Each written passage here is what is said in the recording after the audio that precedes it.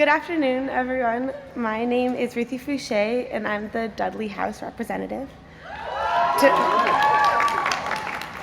Today, I am honored and delighted to be introducing you to Phil Gillen, a Quincy House English concentrator who didn't want me to tell you that he's actually been sort of accomplished during his time at Harvard. He's acted in over 15 plays and musicals, is a cast member of the Hasty Pudding Theatricals, and has served at various times as writer, actor, director, and senior producer of Harvard's comedy show On Harvard Time. From New York, Phil is returning there next year to pursue acting. In his final college role as our 2013 male Ivy Orator, please help me welcome Phil Gillen.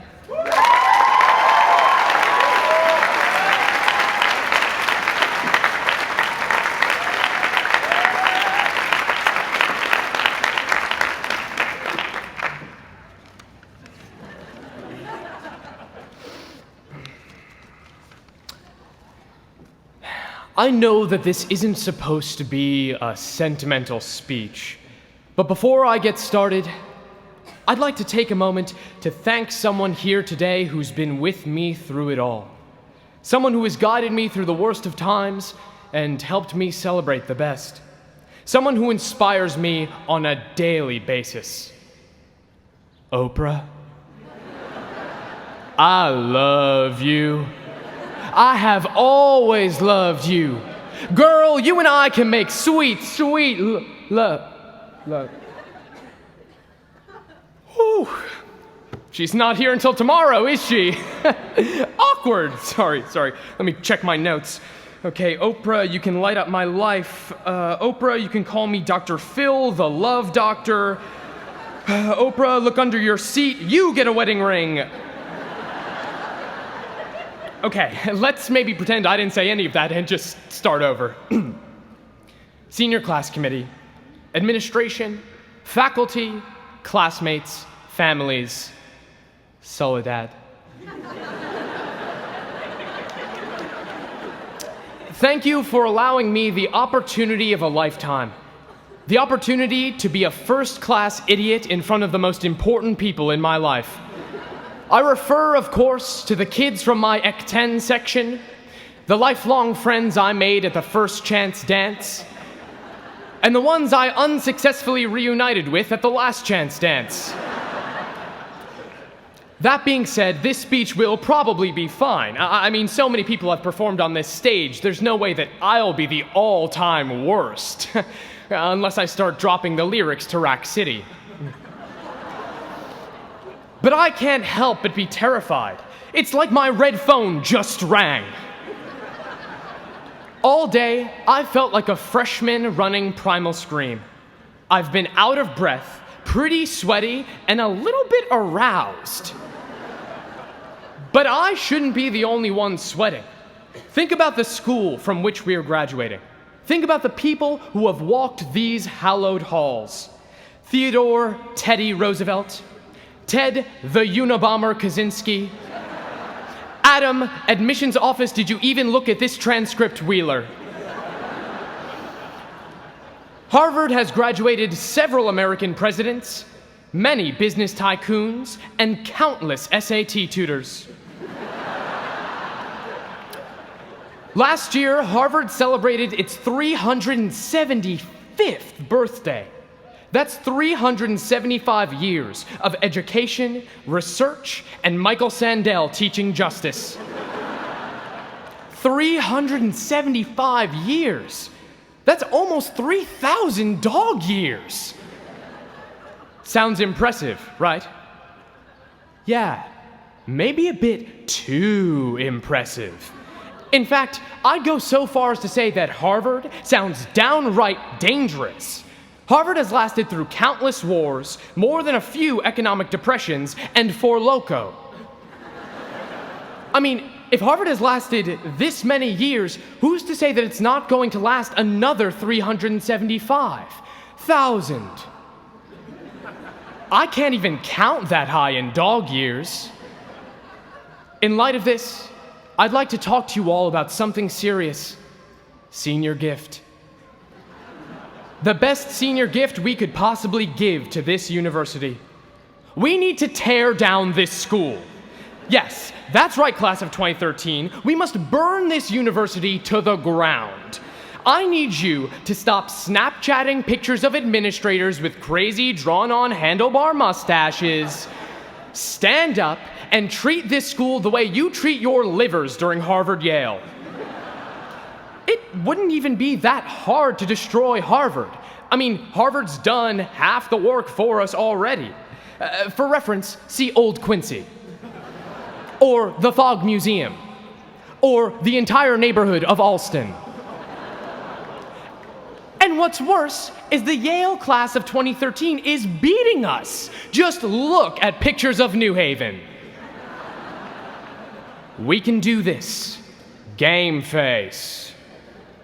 Don't worry, I've already gotten us started. Last night, I broke into University Hall using the flawless alias A-Blue. And I made it past the administration's best defenses. I had to consume 2 pounds of Hud squash, listen to a Lowell Bell's rendition of Call Me Maybe, and fill out a 45-page survey from Dean Hammonds, all in order to steal our diplomas. They can't stop us now. And if we strike immediately, we'll get away with it. There'll be no evidence against us. I mean, it's not like this is being recorded. Oh, it is. Well, it's not like everyone's gonna see it. Wait. This video has already gone viral in Korea. They did a remix of it with Gangnam Style. Oh, hold on. You mean to tell me that a university with the technological expertise of a blind Amish man from the 19th century is filming and live streaming this? Come on, we're talking about a school whose email interface had, for years, looked like a third grader in 1999 gave up halfway through making a live journal. Okay, so even if there are consequences, Harvard needs to be destroyed, and we're clearly the only ones who can do it. Harvard hasn't just survived 375 years of providing half-decent higher education. It even survived the Mayan apocalypse of 2012. Hell, even God tried to take down Harvard on its 375th birthday, unleashing an unholy flood that only managed to wash away all the grass in Tercentenary Theater, a 2,000-serving cake, and the dignity of everyone in attendance. It could have at least taken the extension school with it. Thankfully, Yo-Yo Ma remained safe. Praise Yo-Yo. If Harvard can survive all of that, it can survive anything.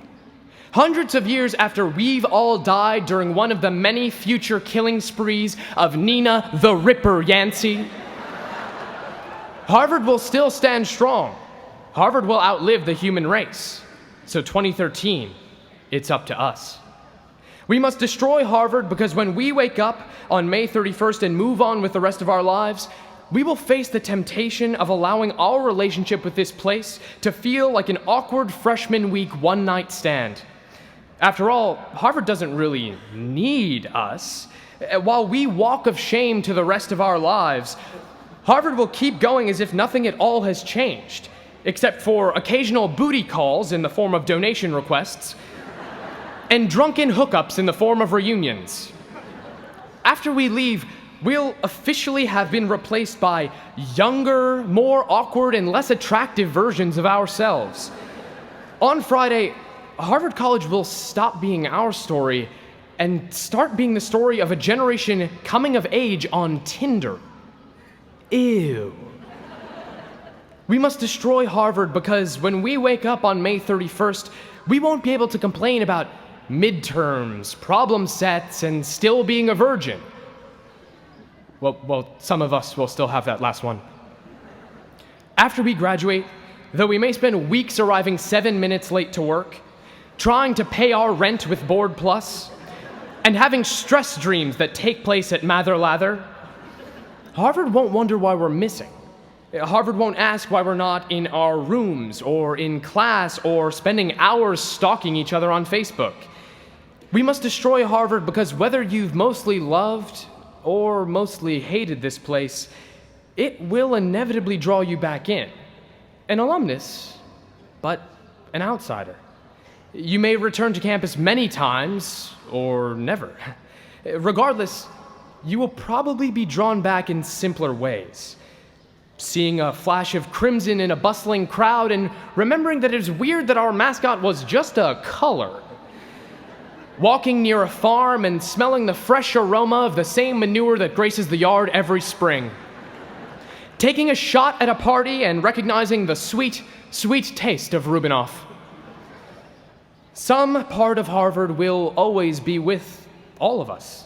And though many memories may fade, when Harvard does come to mind years from now in all of its 375-plus-year-old glory, we will be acknowledging that younger versions of ourselves now own this simultaneously beautiful, terrible, fun, depressing, fulfilling, and unbearable home. So, 2013, on your way out of the yard today, I encourage you to remember Senior Gift. All donations are accepted. Kick over your chair, steal the Gutenberg Bible, or kidnap Drew Faust. We must destroy Harvard, because this place belongs to us, and it should stay that way. Thank you.